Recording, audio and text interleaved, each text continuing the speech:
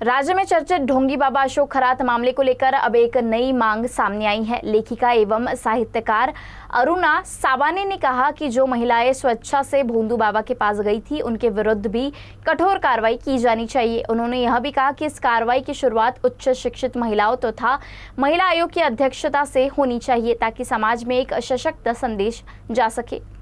माझी अशी मागणी आहे की त्यांना कठोर शिक्षा व्हावी, कारण त्या काही स्वेच्छेने म्हणजे गेलेल्या आहेत, त्यांच्यावर अत्याचार, त्यांना जबरदस्ती, आता कुणी म्हणतं की त्यांना ते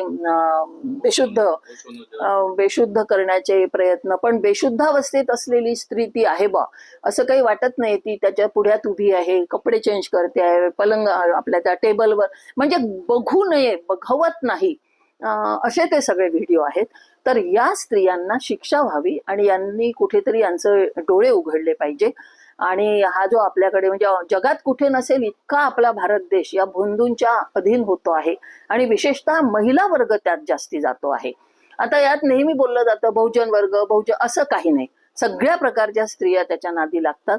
तर याला आळा घालण्यासाठी म्हणून मला असं वाटतं की माननीय मुख्यमंत्री महोदयांनी, तेच गृहमंत्री आहे, त्यांनी आज जातीनं लक्ष घालावं आणि स्त्रियांना कठोर शिक्षा द्यावी, हीच माझी मागणी आहे।